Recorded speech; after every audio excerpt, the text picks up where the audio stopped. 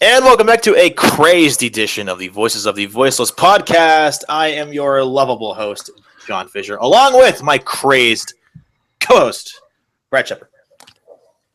Thank you very much. Are you crazed? Are you crazy? And no, I'm being lighthearted because we need to be. I'm crazy like a fox. Sure. Got it? Okay. Anyway, so we have a lot planned for today. Instead of the normal run... Crazy like a fox. Well, who isn't, right? So here's what... And that was really weird. I just got total... Honestly, what was just happening, Brad, as I was talking, like, opening the show, I was hearing the show coming back. That was weird. What? You can admit it. You just wanted to hear my voice again. I heard mine more than yours. Well, then that's all the more reason to suspect that you did it on purpose. That was really weird, so I apologize for everybody. That's what we get for doing the show live. Our mistakes are easily flaunted. More so yours than mine. What were you going to say? Yeah, I agree. More so yours than mine. Exactly what I was going to say. All right. Anyway, so without hearing my own voice in my head more than I already do. That's right. Speaking of crazy. Yeah, so wait, I'm going to interrupt you. Well, that's a shock. I know, right? So like I was trying to say before I heard my own voice in my head for the second time, it's been a long day. We're not going to do the old Raw rundown and then NXT rundown and then talk about how great Tough Enough is because Tough Enough's over, number one. Number two, as we go, whenever I edit this over and put the full version, I'm gonna have to get like an applause soundbite to be put in there. There's a lot of news, so Brad, I say for the sake of everyone else, talk about half news, half Raw, because honestly, Raw was pretty awful.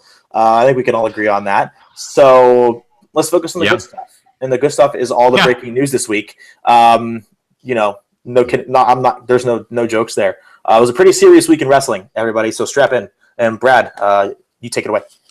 Yeah, so it was definitely one of the worst weeks in wrestling history, as far as I can remember, and it's only halfway over. So, wanted to talk about the crazed fan who was shot by a deputy sheriff outside of the Performance Center. I'm not going to mention the gentleman's name just because I don't want to give him the added publicity, but. Certainly had a history of very odd and bizarre behavior. Frankly, he seemed to be totally batshit crazy.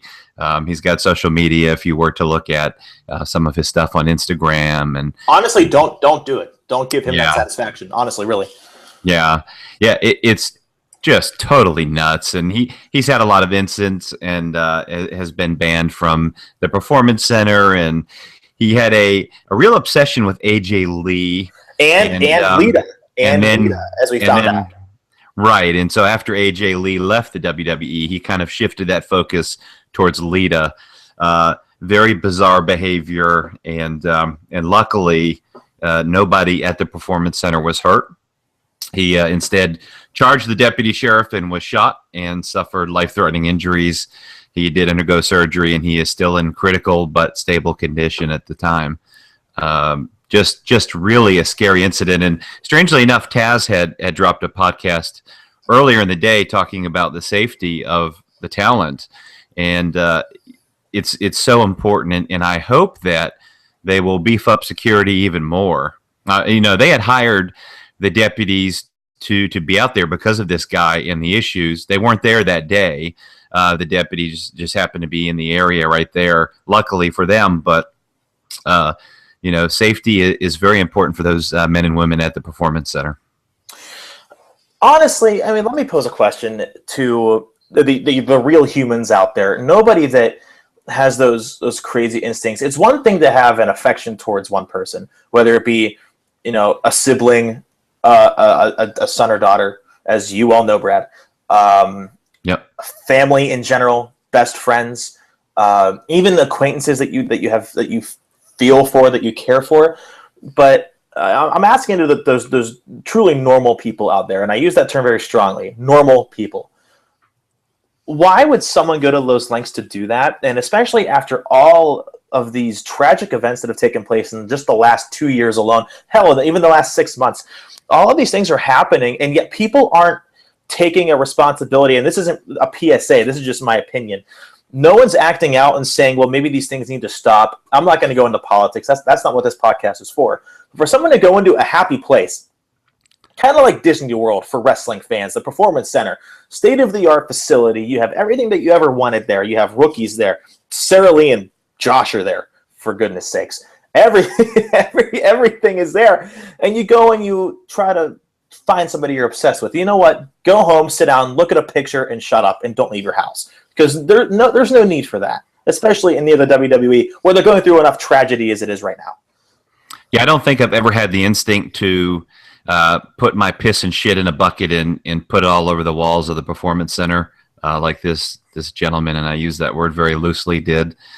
But he's not a gentleman. He's a coward. You know, he's a coward. Yeah, and the scary thing is, if he does survive, what happens next? I mean, honestly, I would never, ever wish harm upon anybody. That's just not who I am. However, I do hope he gets help, because clearly, you know, there are some problems there that need at least some attention, and that maybe someone could help him and he could learn from his mistake. And unfortunately, his mistake could have cost somebody their life. Absolutely. It's definitely something to watch. I want to see how WWE reacts. I want to see if they increase their security, and I want to see the charges. And will this gentleman, will he, I guess this, let me just be frank, will this scumbag, this psychopath, will he be put in prison where he belongs? Well, he is a scumbag. We're nice people. You're extremely negative. I'm not, but we're still humans, and he's a scumbag. That's exactly what he is. You know, my favorite wrestler is Becky Lynch. You know, do I find her attractive? Absolutely. They're models and they're great wrestlers, but I also admire her wrestling talent and respect her. That's what's my favorite wrestler right now. I'm not even talking about it in an obsession. It's truly, and I hate to use this word, it's crazy. It really is. Do you think she has a nice lass? I think she has a nice T-shirt and a nice catchphrase. But I'm just trying to make an example here. There are ways to respect people, especially women in this country right now, in the world right now, to not be obsessive and do something like that. That's all I'm saying. Yeah, there's no justification for his behavior. Absolutely none. Totally crazy. I just hope that the athletes, that the talent there at the Performance Center are all safe going forward. And I hope they increase security. I do know for a fact that officials told the WWE employees not to mention it at all, because Triple H even said in his tweet that they're going to let the court system handle this, and that's going to be it. They aren't even going to comment anymore on the matter. Don't even be surprised if Vince doesn't even say anything. As the big boss of the company, he might be quiet too, which is probably a good thing, because what he's dealing with right now with one of his legends that he helped create, he doesn't need any more stress in his life right now at the age of 70 years old, the ripe age of 70 years old. He doesn't. There's your segue. Actually, I want to talk about another gentleman, and maybe he's not a gentleman either, Bram, who is indefinitely suspended by TNA, and I do want to clear up something on that. So he does have a current girlfriend. He is estranged, in the process of getting divorced or divorced from Charlotte, and so the victim of the crime was not Charlotte from WWE at all. But unfortunately, he did have a domestic incident with his current girlfriend at her apartment. He trapped her inside the room, and she tried to get away from him, held her down, choking her by her neck, and it just was not a good situation at all. Police did arrest him for the domestic assault by strangulation and for unlawful restraint. He was in jail for a few days. It was finally bailed out and is awaiting trial, but TNA did release a statement that he has been indefinitely suspended, and I don't want to make light of this. It is, he's another scumbag, but I do have to wonder if this indefinite suspension applies to all of his contracts. I doubt it, because he is an independent contractor, and when you go through something like that, so let's say, for example, I'm working with the Inquisitor, which I am, with Suicide Dive, which I am, and then for Sportskeeda, which I will be very soon. All three of those are not connected. They are not intertwined in any way, shape, or form. If I go do something equally as bad, the Inquisitor might say, you're suspended or terminated. Sportskeeda might say, you're suspended for a couple weeks, no pay. But Suicide Dive could say, and this is all hypothetical, by the way, Suicide Dive might say, there's your first warning. Unless they're all connected, like if you're doing spots for ESPN and ABC, if Disney says you're fired, you're fired. Disney owns all of that, so it almost comes down to a hierarchy. If the WWE owned Evolve Wrestling, WWN, then if WWE said you're fired, yeah, he's fired completely. He's done. But you never know. Those independent wrestling companies could still want him to wrestle. Why? I don't know. I don't know them very well. But you never know. And I think that's going to be a really big question heading into these next couple of weeks, which, is going to hopefully be figured out what his future is in wrestling. Because right now, wrestling doesn't look very good. It doesn't at all. Well, I just want to thank you for that wonderful diatribe. However, that was completely not what I was referring to. Well, everyone just got a good lesson in how this works. They sure did. So the running joke with Bram is he's had 3 different contracts this year alone from TNA. So the running joke is, and you'll see this especially on Twitter a lot, is that Bram has signed a new multi-year deal with TNA. And so it's kind of a running joke. But over my head, because I did not know that. I didn't know he got an extension a few months ago, but I didn't know that was his 3rd. So my bad. Yep, it's been a running joke. The whole incident here, by no means, it is not a joke. It is very serious. This guy is another scumbag. He's a drunk asshole, and he's got a history of this stuff. And so he has really put a black mark on his reputation, and it's going to be very difficult for him to find work in a major wrestling company again. Will WWE ever sign him? Absolutely not. Never. No way. No way in hell. Why would they? Especially when they have Charlotte, who is vying for a title shot, which we found out on Raw on Monday. Why would they put her in that place with no security, at least in her eyes, and B, give a job to a scumbag? No, and I like that word, scumbag. It rolls off the tongue. But yeah, there's no chance in hell. He might work at Ring of Honor, but that might not be for another 2 or 3 years. Yeah, and he'll be released from TNA. I would be totally surprised if he was not released from TNA. I don't know. Dixie Carter runs things differently, more so badly. So there's a chance we could see him not get fired. Yeah, I think there would be a lot of backlash if that doesn't happen, but we'll just have to wait and see.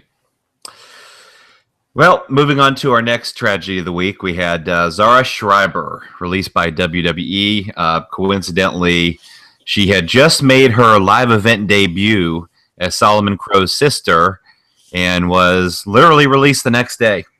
And so, and why was that, Brad? Tell the world. Well, she has an unhealthy obsession with German Nazi swastikas and was not bright enough when she was hired by WWE to monitor and delete any inappropriate social media posts. And all talent coming into a position where you're going to be a celebrity, you're going to be on TV and have national exposure, you need to go through your social media and delete any stupid shit. Or not post it to begin with. It's funny because her boyfriend, Seth Rollins, went through the same thing. And I, oddly enough, she was involved. But look, yeah, she's a real winner. She's a real winner. There's no doubt about it. She breaks up a relationship by sexting with Seth Rollins, and and now this trick. And she's got a picture of a pony with a Hitler mustache and a swastika, and a picture of a swastika in her house that she's bragging about, and she's making racist comments about black people. They don't buy their kids toys, and about someone having a black face and not liking a specific Disney princess because she's black, and just using different misogynistic terms and just generally really obnoxious behavior. So it all came back, unfortunately, to bite her in the ass. It was all generally a few years old, but as we saw with Hulk Hogan in his matter that was in the privacy of his home about 8 years ago, that doesn't matter. And you really should be smart enough to delete that stuff from your social media. So WWE, unfortunately, they were left with no choice after the backlash came out. They had no choice but to release her. What are your thoughts? Honestly, my thoughts are she's an idiot, and hopefully she learned. That's it. And apparently she was replying to fans saying that the swastika symbol, what was the exact quote? The swastika symbol means happiness and peace. Yeah, it might have been like the 1500s, but not since 1920. Okay, don't be dumb. I mean, come on. Like, well, that's just insulting everyone's intelligence. I mean, the pony had a Hitler mustache on it. Nobody believes. Oh, does the Hitler mustache describe bravery and courage? Okay, you know what? There's no excuse for that. She's just an idiot, and we're gonna move on. And she's gonna move on and probably work, nowhere good because she doesn't deserve to. Yeah, strip club. Oh, that's rough. But you might be right. I'm not gonna judge, but you might be right. Yeah. All right, so we had Hulk Hogan on Good Morning America. He's doing his apology tour. He was on Nightline as well, where you saw a more in-depth interview than you did on Good Morning America. But he essentially asked for everybody's forgiveness and blamed his upbringing and living in a poor neighborhood for the terminology that he used, saying that it was something he inherited. It was part of growing up in his neighborhood. It was used all the time. I have quotes. Let's hear them. I have quotes. So, yeah, for theinquisitor.com, I covered the story, and here's a couple quotes I found, and I quote. So this is on his WWE career. Everything I've done in my whole career, my whole life, it's like it never happened, unquote, which is true. Here's the next one. He says, please forgive me. Please forgive me. And now, my favorite. Not really my favorite. Actually, it's the most shocking, but it also really reveals what he was going through. And this is on his life during the sex tape and the racist remarks when they were done. He says, quote, out of everything that I've been through, this one hit me probably the hardest. I was at the lowest point of my life, to the point where I wanted to kill myself. I was very mad at my daughter for really no reason. I was upset over a situation that happened between her and her boyfriend, and I had no idea I was being taped. I'm not a racist. I never should have said what I said. It was wrong. I'm embarrassed by it, but a lot of people need to realize that you inherit things from your environment, end quote. And that's what you were just talking about, where he was growing up in the South. People would call him that. He'd call people that, and they were his friends. It wasn't like it was a hated act of racism or prejudice. It was just the language down there. Like, there's really no excuse. But no, not at all. There's no excuse. However, that was nearly a decade ago, and clearly, I think he's learned from his mistakes. And I'm a person that can forgive but not forget, which I don't think people should forget that he said that. But I'm very in depth and involved in the medical scene, and if people are going through depression, even suicidal thoughts, sometimes they don't think what they say. So if he needed medical attention, that's something to consider, especially for WWE, if they ever want to forgive him and let him be a part of their company again, which they might down the road, and they might not. But he might have had a lot of medical issues, which I can sort of give some leeway there, because that's not his fault. Yeah, I mean, he should have taken accountability for his actions and not made any excuses. He should have apologized and left it at that rather than trying to make a justification. I think that hurt him.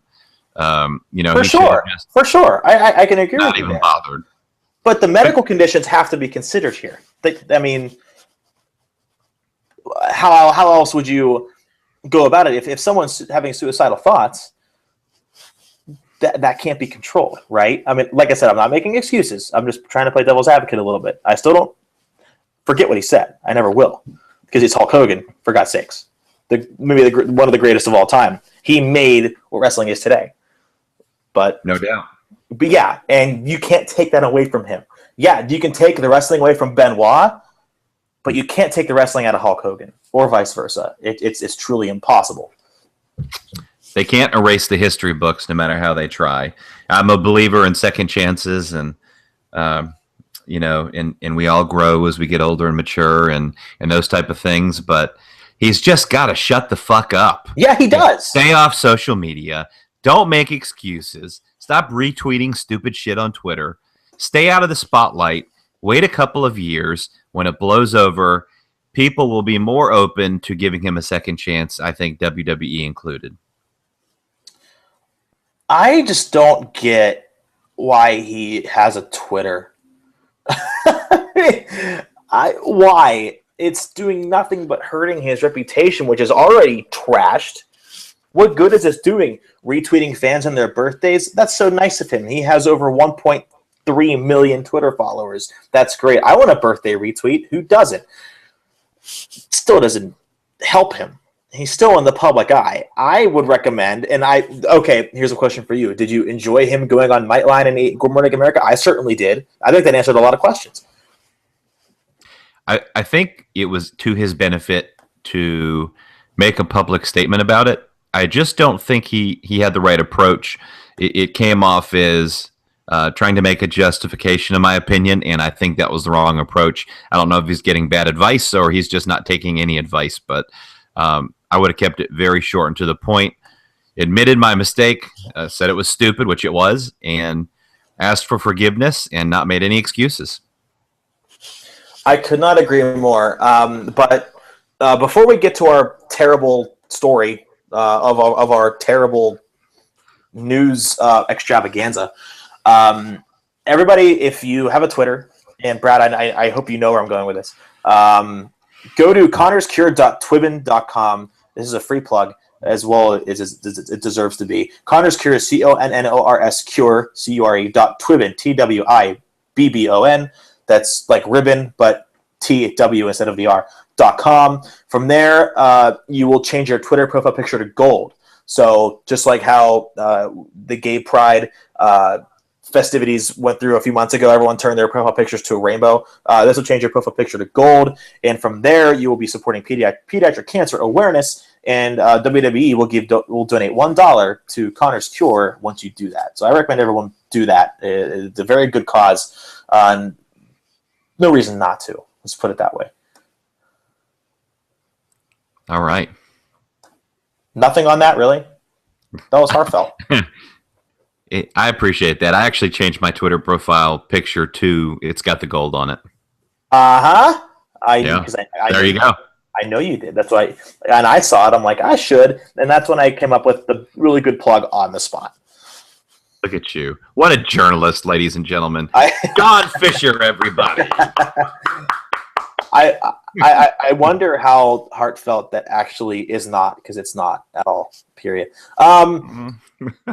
Okay, so, yeah. We have a Houston, we have a problem. And it has something to do with a WWE Hall of Famer. Again, whose profile got taken off the WWE's Hall of Fame page. I was going to say, where are you seeing he's a Hall of Famer? It's a page Hall of Fame, and he's not on the website. Did you know? I mean, what a fantastic segment whenever Roddy Piper held a coconut and exploded out of nowhere. Imagine that. Or what about the Invisible Man jumping off the cage at Madison Square Garden? And what were they cheering for? There was nothing even there. It was weird. Yeah. Anyway, yeah, tell everybody the news if they have not heard.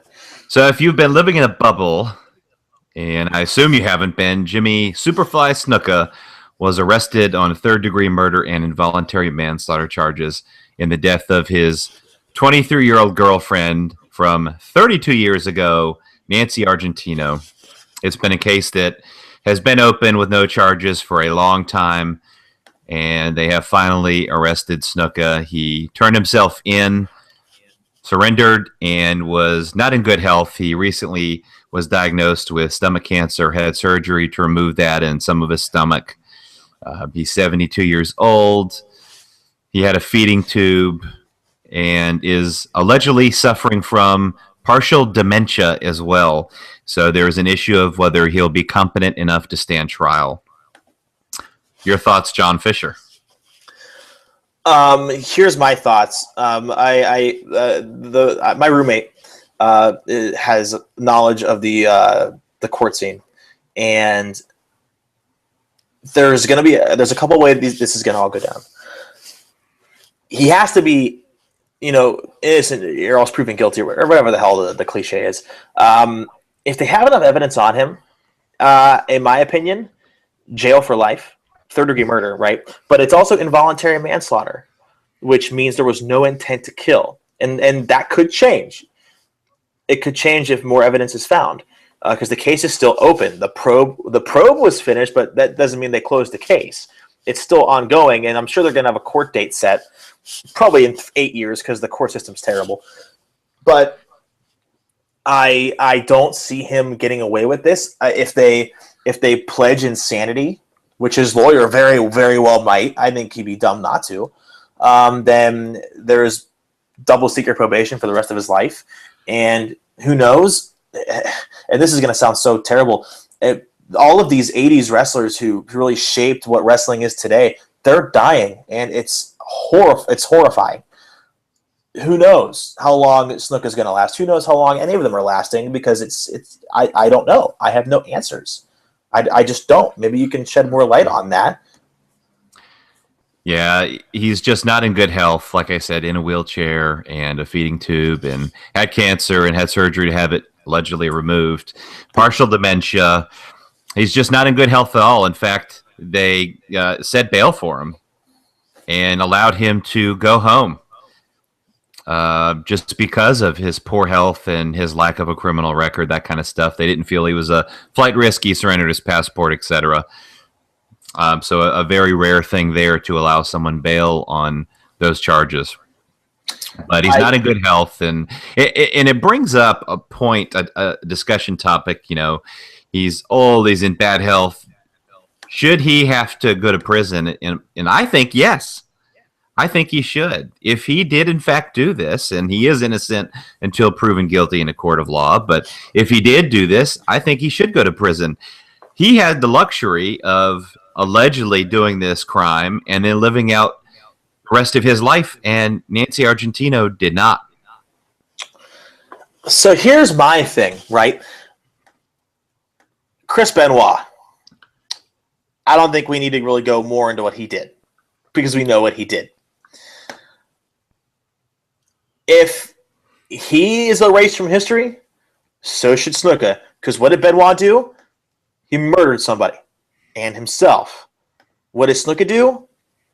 At this point, he might have, because he's not guilty yet. He's being charged for murder.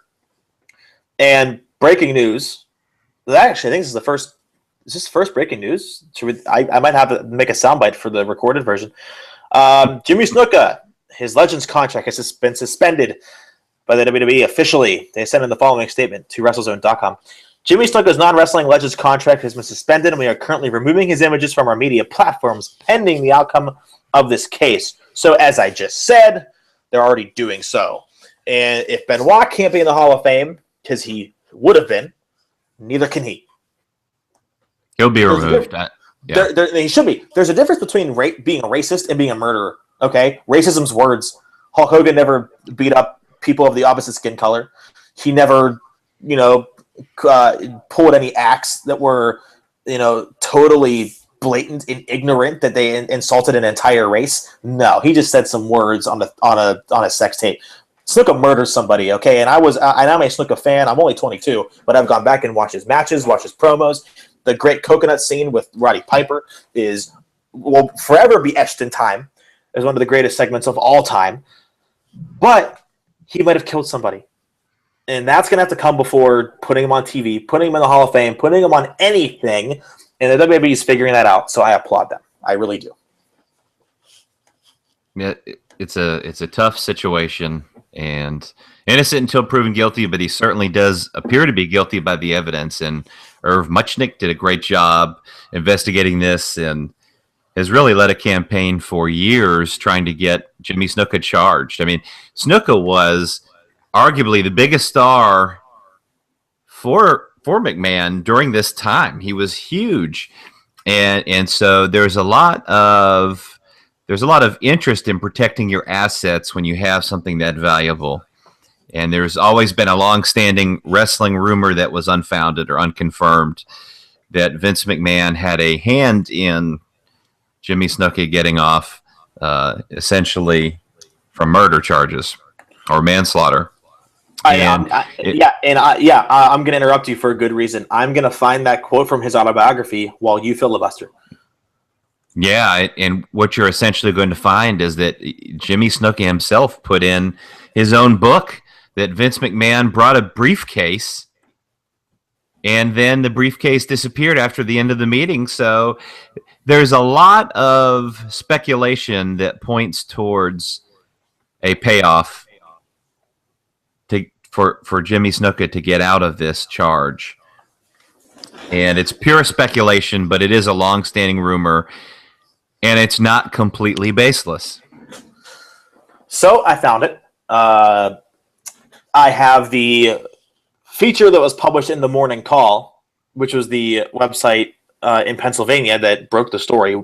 They broke the story. By the way, just a side note. I'm going to interrupt you for once. Just a side note here. They originally put in the article that he was arrested at his house. He surrendered himself to the law enforcement officials, and it was just essentially a minor detail. I mean, all the charges, everything else was accurate, but Bill Apter went on a complete batshit crazy video rant, which he posted on Twitter. How could you journalists get this wrong? It was totally crazy. I'm thinking this guy is a moron. He's essentially splitting hairs over something that's irrelevant. The guy was arrested for accidentally, or whatever the case is, killing someone, and he's splitting hairs over where the guy was arrested. Who cares? Okay. You're going on one of my rants. Good for you. Isn't it funny though? Aren't Apter and Snuka friends as well as colleagues? Because if that's the case, he might just be sticking up for his friend, right? So that's the feeling I got. Do you blame him for doing that? No, but still, I mean, damn it, murder is murder, okay? And he will be found guilty if it does come to that. But anyway. Moving on to Vince McMahon's potential situation. You highlighted it, so all I'm going to read is the quote from the book. So, Snuka said, quote, "All I remember is McMahon had a briefcase with him," Snuka wrote in his autobiography. "I don't know what happened. The only thing I know for sure is I didn't hurt Nancy." Unquote. And then WWE responded to that and said, quote, "The insinuation that a group of medical examiners, detectives, and prosecutors, including 2 who became judges, could have their integrity compromised and participate in improper activity during the course of a meeting is absurd, categorically false, and insulting to all parties. We are hopeful that justice will prevail," unquote. So, Brad, who's right here? Did Vince really have a hand in getting Snuka off? Because, and I'm behind WWE 110%. He was the John Cena of that era. And do you think personally that Vince would go out and stick out his reputation for John Cena right now like he would for Snuka back in the 80s? I don't know. Well, I think it's a different time, and they're a lot more established now on TV and those type of things. So it's a different time, especially with the social media presence and political correctness and those type. It's just a different time. So, did McMahon have a part in this? We may never know. But if you rule out that possibility, you are naive. I don't know. I'm personally thinking as a fan and a human being, Vince McMahon isn't somebody. I don't think he's ever broken the law, of course, that we know of. Never broken the law. Okay, yeah, he developed a really terrible football league. This was a guy who was providing steroids and other pills and drugs to his talent. Everybody uses steroids. Steroids? Are you kidding me? John Fisher, you do not use steroids. I have for medical reasons when I was sick, so technically I have. Okay. Steroids can exactly. I win. Steroids can be used for health, getting over an infection or a sickness or a virus or anything. that's involved in that. Steroids can help, and athletes do it to hit farther home runs and hit people harder and crush people. And to do attitude adjustments. That we'll see. I'm not going there. Yeah, he was giving them steroids. Big deal. Like he wasn't giving them cocaine or heroin. He absolutely was. He absolutely was. They're having cocaine parties in the back. That was the and he had pill doctors. He had pill doctors who would have a shit ton of pills to give to the wrestlers. You know what? Watch the movie The Wrestler. He was a drug peddler with Mickey Rourke, and that was the entire wrestling industry. Your argument, while accurate, is invalid. Everyone did it. Everyone. You're telling me Paul Heyman never. If I jump off a bridge, would you? No, unless there was steroids down there. Why wouldn't you? No, honestly, I don't think Vince would ever would ever subject himself to something of that magnitude. Steroids, yes, they all got busted, but this is a murder investigation here. This isn't giving steroids to his employees so they're stronger. Totally different. Completely different. One's dealing with people's lives, the other one's dealing with more money. Honestly. No, that's true, but the link is there. I mean, he has done law. Breaking the law. I feel, jeez, I don't know, but yeah, that's all the bad news. But wait, no, Raw happened. We still have to go over that. Well, yeah, that's the other bad news. Monday Night Raw happened. I saved us 22 minutes for Monday Night Raw recap because NXT. I'm not even gonna. NXT is just awesome either way, and everything that happens on NXT is awesome. And yes, we're all NXT marks, whether we want to think it or not. But the one piece of non-Raw note that I have is that Lesnar and Owens, their opponents for the MSG show on October 3rd, have been announced. Jericho is fighting Kevin Owens. And I expect Jericho to win. I don't know. We'll see. We will see. And guess who Lesnar's facing off? Well, it's the Fat Show. That's right. He's facing the Big Show at the MSG event October 3rd on the WWE Network. Like Netflix, but a better value. What a stupid idea. If they break the ring, I'm all for it. That's all I'm going to say. Yeah.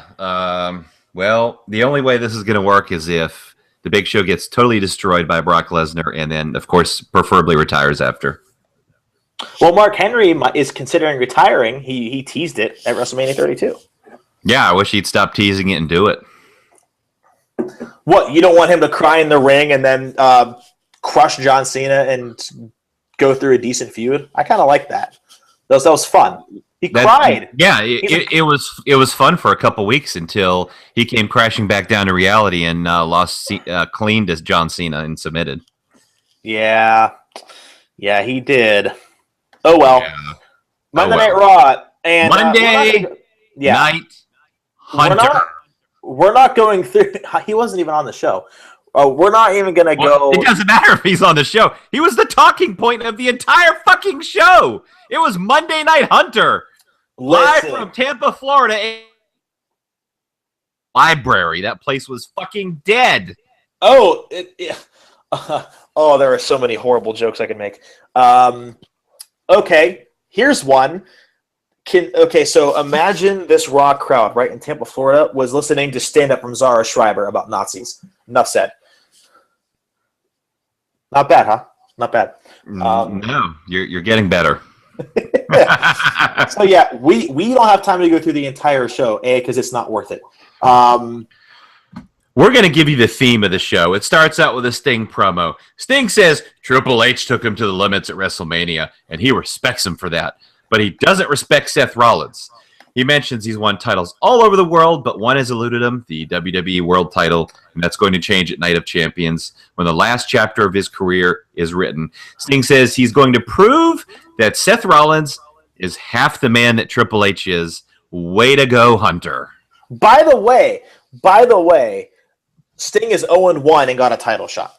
Where's Bray Wyatt's title shot? He's like 0-8.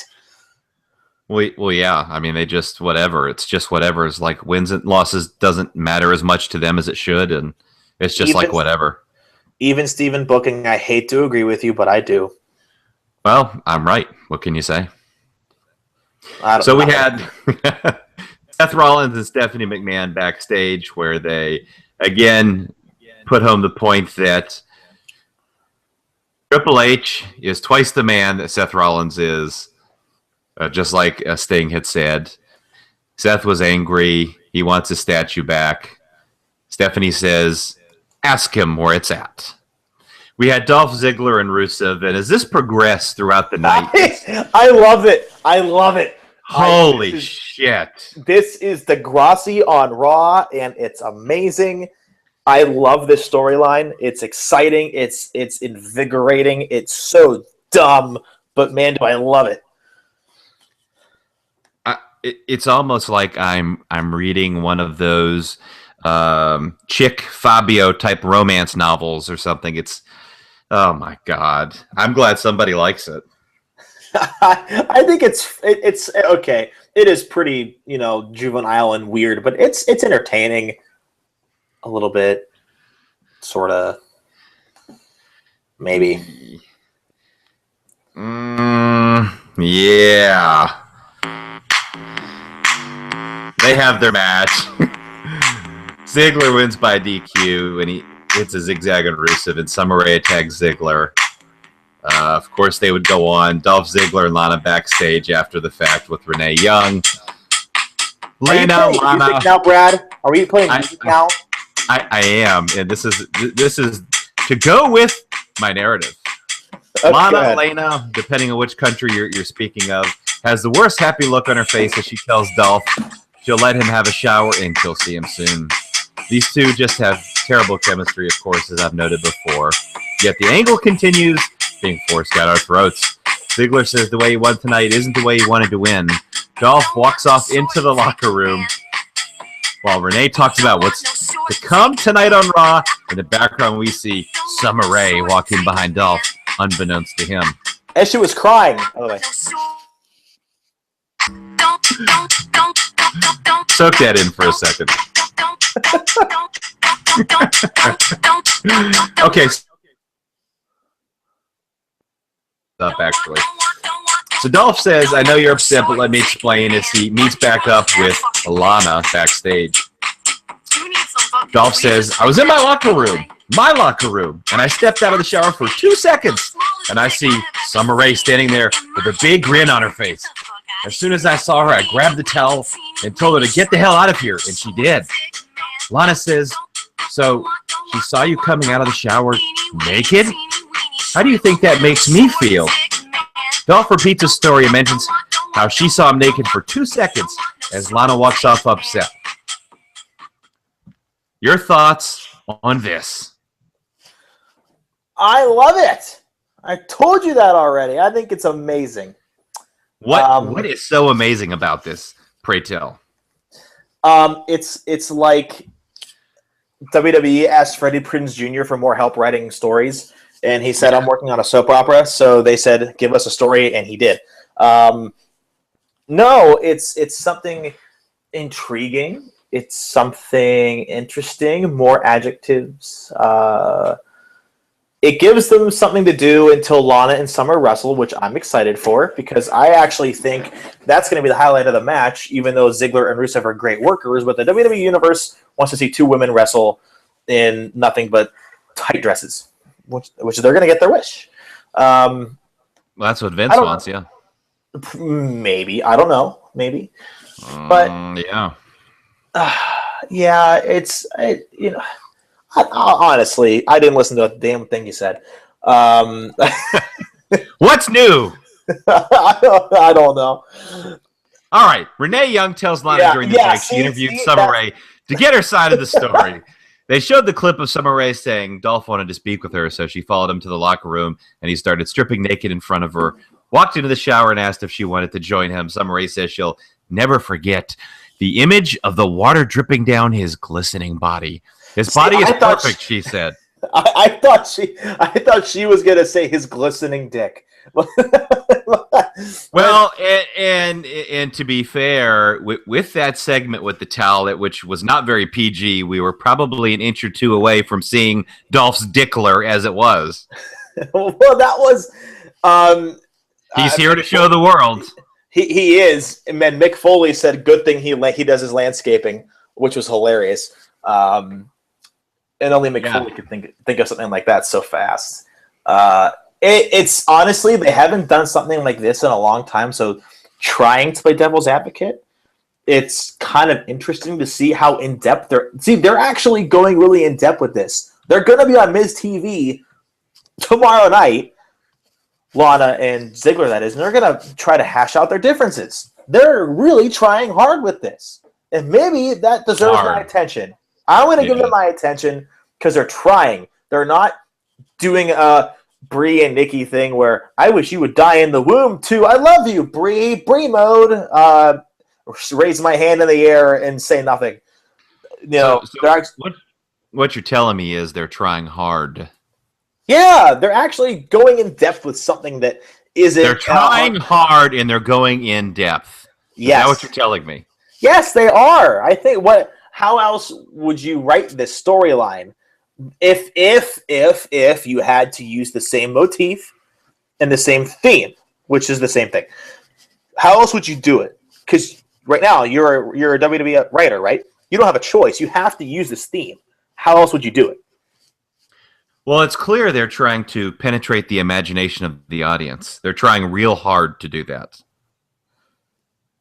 Isn't it different than what they've been doing? Give them a chance. Like Xavier Woods says, give tables a chance. Give this unit sex. Yeah, kind of. That's what they're going for. It's not PG. Well, it is because we only saw the top of Ziggler's crotch, not the whole thing. But would you want your child seeing the Dolph Ziggler segment with the towel? No. I don't have a kid, so I can't answer that. Would you? No, not a child. I mean, that's not, like I said, it's not PG. And that's fine if you're not doing a PG show, but if you're doing a PG show and everything but that is PG, it's just sending a mixed signal. It would not be the first time, now, would it? Yeah, it's just, Vince probably popped a couple of fucking Viagras and then wrote this thing with a fucking raging boner. That's my guess. What the hell? Oh, all right. That's something different. Yeah, speaking of boners, Team Bella promo. Oh, boy. That's not even close. Absolutely not. That makes me want to turn on TNA. Which I would never do because Team PCB is there. Yeah, Team PCB. They have the Beat the Clock challenge, which is a terrible idea. No, it was a great idea, but they screwed it up. Terrible. They screwed it. No, it's a great no, because Beat the Clock challenges have been good before, but they screwed this up. When have they been good? For WWE Championship #1 contenders, they've had matches that have gone on for 10, 12, 15, even 20 minutes. That's when it's good. When it's competitive, they screw this up. If they were to have each match go 9 or 10 minutes, there's that. First of all, that's half an hour TV time for good wrestlers, at least on one side of the ring. 2, it gives them a lot of things to do. You could have given Paige and Sasha 15 minutes, and it would have been a great match. Actually, maybe the best on the card 2 nights ago. Becky could have carried Foxy, and you could have had Charlotte carry Brie for 8 or 9 minutes. So they had a good premise that they just blew everything out of the water. And not only that, they were cheering for each other when they lost. Becky and Paige are sitting there like congratulating their teammates. No, you just lost a title shot. That's not a good thing. You don't want to clap at that. You want to declap. You want to be sad, get pissed, turn heel, something. Just not that. There are no heels. There are no heels. There are no faces. There are just catty bitches. That's how they're written. They're written as catty women who aren't heels, who aren't faces, who don't have a real character. I mean, that's how the former WWE writer described it. They were told to write them like that. It's ridiculous. You got these pre-recorded promos before each one of these beat the clock battles. You got Becky Lynch saying the B in PCB can be a real B when she has to. That's fucking stupid. Who came up with that bullshit? That's ridiculous. A 5-year-old probably wrote that. Could have. Yeah, probably did. Shit. I mean, it was terrible. The whole thing was terrible. The writing on the Divas there, let me just say this. The Divas Revolution is dead. It's dead. It's DOA. You can forget about it. It's done. Even if Charlotte wins at Night of Champions in a good 20-minute match, which she carries the whole thing. September 2nd, 2015, the Divas Revolution is dead.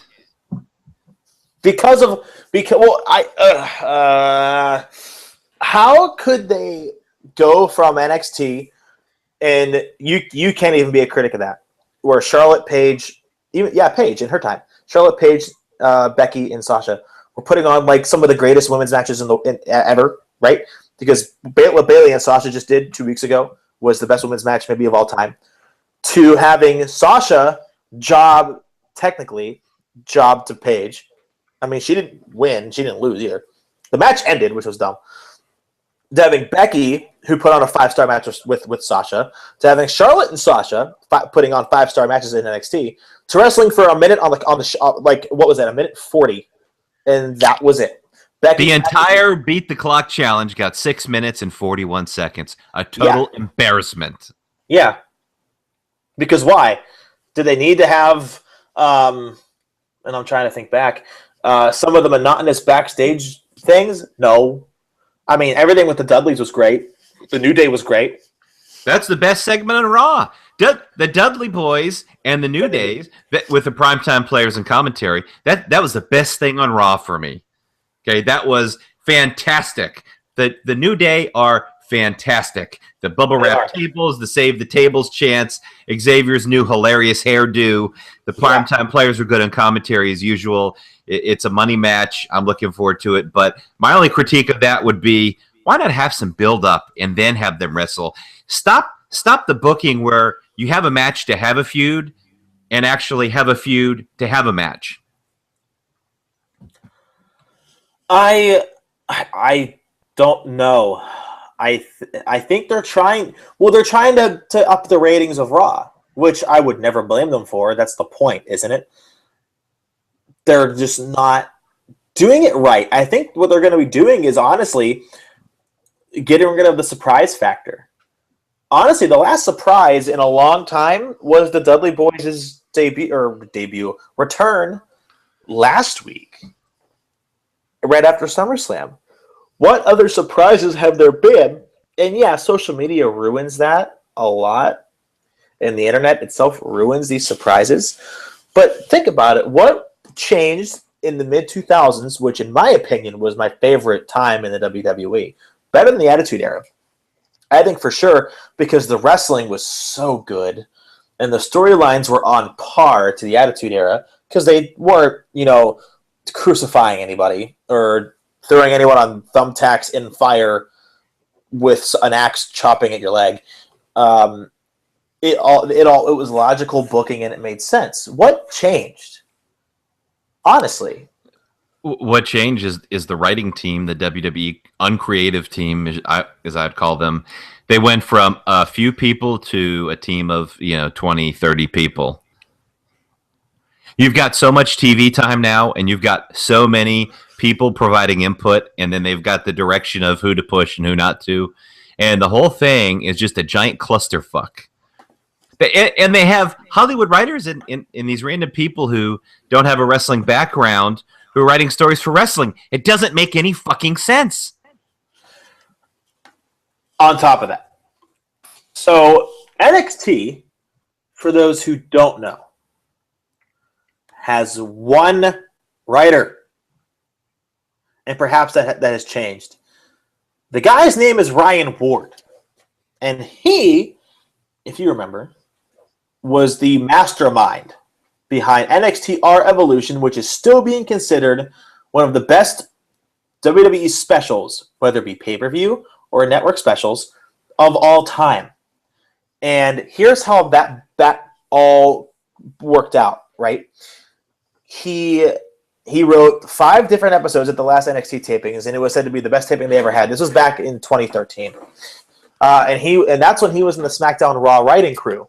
And that's why he's writing NXT now. So anyway, back to Our Evolution. Our Evolution was written by that man, Ryan Ward. So from Ryan Ward, that goes up to Triple H, and that's it. That's it. It doesn't go from Joe to Bob to Bill to Ray to Rob to Sean to John, and then to Triple H, then to Kevin Dunn, then to Vince. It goes from Ryan to Hunter, and then it goes on TV. Why isn't it that simple up there?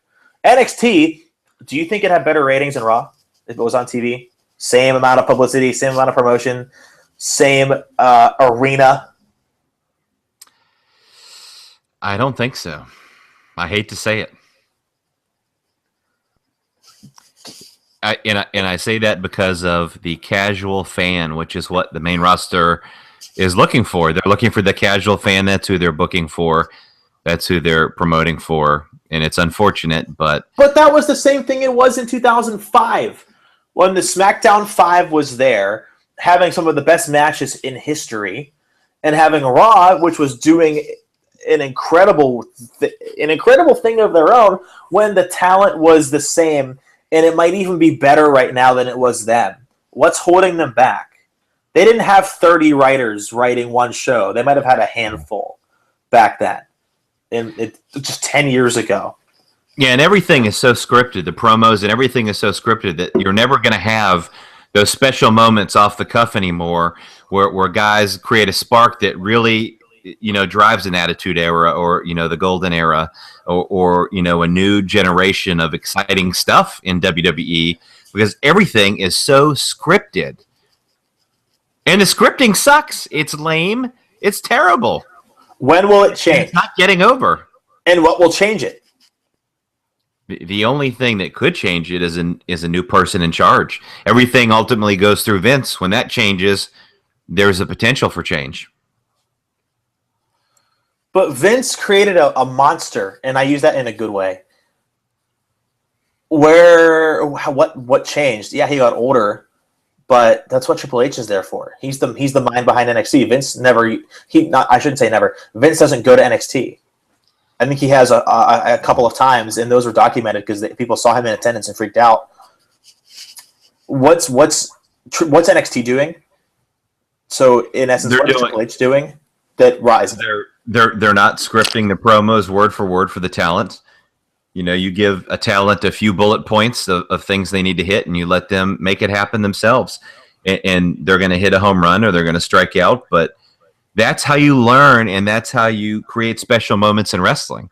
And letting them actually have good matches. Almost all of these guys are talented and can wrestle. They're limited with their movesets based on their character and based on what the agents and the people like Vince want them to do in the ring.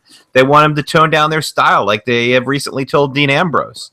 Yeah, it's ridiculous. It's a wrestling show, and if you go outside of WWE to some of these things, like they just had the Battle of Los Angeles, and if you go to those kind of things like PWG, if you go to that and you see the talented guys there, they can actually wrestle. Well, so can the WWE guys, but they're restricted from doing a lot of that stuff, and it just doesn't make sense. Do you think that's why NXT is allowed to do that? Because they internally understand that Raw won't give them the wrestling they want, but NXT will? Which will make them go to the network? Absolutely. I think that's what they're doing. I do. And that's WWE in a nutshell. So to close things out, we had a Seth Rollins promo because we apparently hadn't seen Seth Rollins enough on Monday Night Raw. He calls out Sting and calls him a face-painted freak. Says he wants Sting to take back what he said about Triple H being better than him because everybody knows that's not true. Stephanie McMahon comes out and completely humiliates Seth, strongly advising him to stop talking about her husband, Triple H. Very sort of a demeaning promo. They're teasing the whole build about this deal is that they're teasing a Triple H and Seth Rollins match, which will happen in the future. How about you let things play out organically, slowly, rather than forcing it down your throat with Triple H is great. Don't talk about my husband 20 times in a show. We get the fucking idea. We're not morons. Let things play out over time. Let it build up. That's what makes it exciting. You build it up and you have a climax. Don't shove it down our throats in one night.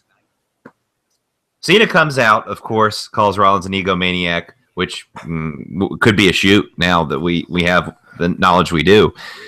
Cena says the Authority uses people. If they were his true fan, they wouldn't allow him to do what he's about to do right now. Cena says the Authority said every title is on the line at Night of Champions, and it just so happens he has a rematch for the United States Championship. Stephanie confirms what Cena says. How great of a reaction did Steph have? Whenever Cena asked her? I thought her acting there was fantastic. The crowd wasn't into her at all, actually, when she came out. But the crowd wouldn't have been into it if CM Punk came back. Okay, it was that pathetic in that arena. I hope they never go back to Tampa. They don't deserve it. Go up to Orlando. They would have loved the show, even though how bad it was. They would have still loved it. They would have made it fun. Yeah, I'd probably stay away from Orlando right now. Yeah, I agree there. But luckily, that situation's over, and so is Raw. And double duty at Night of Champions. Yeah, which, man, props to him. Jeez. Does he? We'll do our predictions before Night of Champions. But I think okay. Here, and going back to our topic, because it was very entertaining that we were discussing before you came back with what Raw is doing wrong and everything. Do you think they need another CM Punk moment? Because Mick Foley put on his Facebook page that he feels they need something like that. Another revolution to start. Not a Divas revolution that they can just screw up, but something along the lines of a revolution of the entire company. What CM Punk didn't take place 2011 to 1998, 13 years prior to. And those moments like that will be forever ingrained in the minds of wrestling fans all around the world. Because overnight, Punk became an internet and a worldwide sensation. He was only an independent and internet sensation. He became a worldwide name as soon as that promo hit on June 27, 2011. What does the WWE need right now? Do they? And right now, they're not being talked about very well. They have a potential murderer, right? They have a racist, quote unquote racist, brother who just got in trouble, brother. They have someone who looked like they would worship the Nazi religion, and they had two famous wrestlers die before their 80th birthday in the past 3 months. Wrestling is not looking good right now. It's actually looking very bad.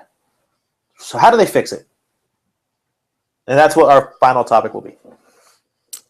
Yeah, that's a great question. I think the only revolution going on Monday Night Raw was Vince McMahon popping a couple of Viagra and having a revolution in his pants, and that's how he wrote the Ziggler angle there. And I could just see it now. Anyway, yeah, there's a lot to change. And Vince McMahon seems to be a big part of the problem. Everything goes through him. And you have to wonder if he's out of touch.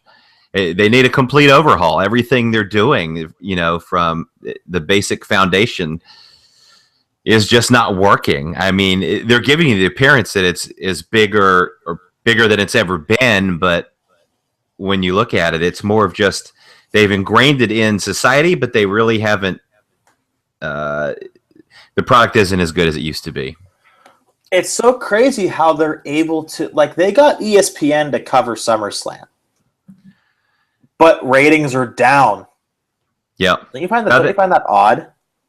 Well, no, that's exactly what I'm referring to. They've used the marketing campaign like the Cokes, the Pepsis, all the big companies. They've ingrained the WWE product into society. They're on autopilot now, and they can do that because they're so ingrained in the culture. And so now they feel like they don't have to be as creative. And so that's the direction they've taken rather than just making a quality wrestling show. Now it's all about live entertainment and kicking out a lot of content and not a lot of thought behind much else. As of today's final bell at the New York Stock Exchange, WWE Inc. is worth $18.86 a share, even though it's still fluctuating right now. It's up 3.51% just today alone. Yeah, they never should have gone public.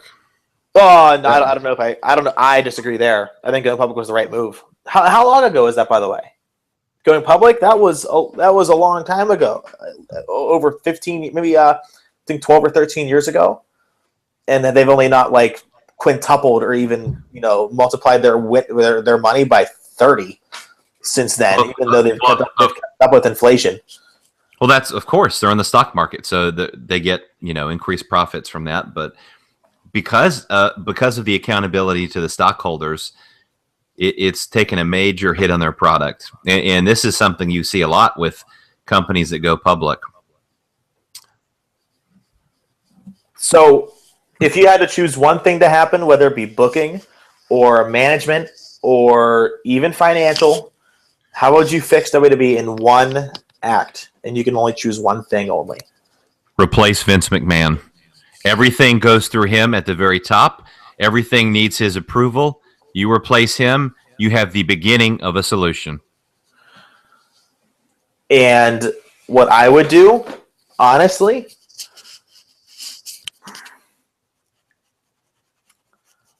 I would.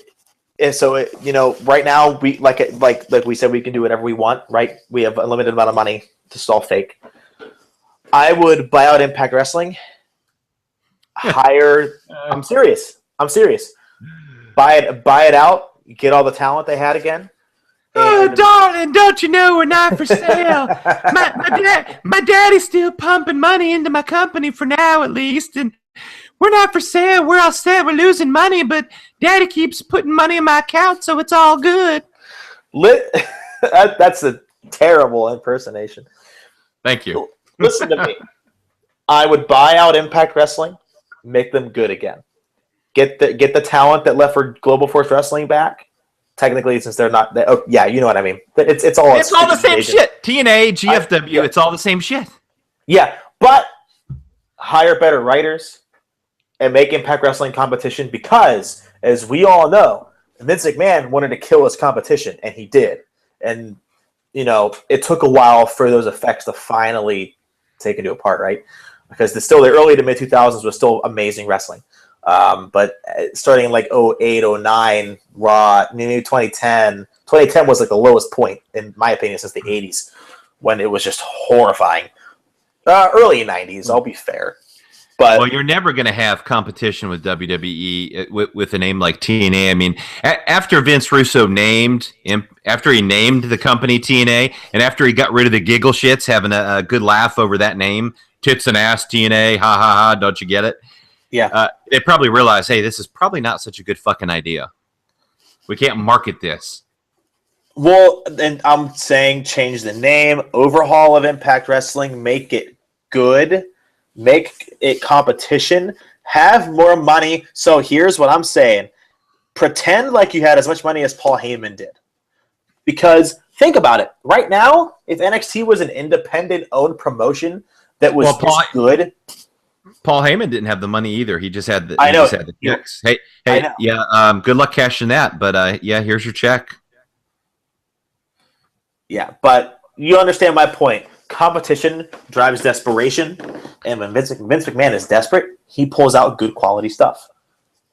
Absolutely, they need competition. I completely agree, and that will make them up their game. It's just unfortunate that may never happen again. Yeah, and it's a shame. It truly is. Well, we went over time, which is my fault. I should be timing this. I've been a producer for a long time. Oh well, I don't care. It's ours. So, Brad, do your thing and let's get out of here. All right. Follow me on Twitter at the Brad Shepard, BradShepard. I actually just dropped an article on topropepress.com about Sarah Lee. My plea to Sarah Lee, make sure to check it out. It's also on my Twitter page, linked there. Very interesting stuff. Follow me on Twitter. Give me any feedback about Jon Fisher. If you don't like what he's saying, I want to know. Take it away, John. And as for me, you can find me on theinquisitor.com. That's INQUISITR.com. You will find me at Suicide Dive, on this podcast, at Twitter, Jon Fisher IQ, and soon on Sportskeeda. Sports, as in sports, and Keeda, KEEDA.com. I'll be working there very soon. And keep in Sounds contact. Russian. No, actually, it's an Indian-based company. Very, very successful. Very good. Very excited to start working there soon. But yes, and I think that's all. Tweet me about what I said. If you didn't agree, tell me. If you did, great. If not, I'll block you. Kind of like who's your friend at TNA? Bob Ryder. Bob Ryder. Yeah, he's great.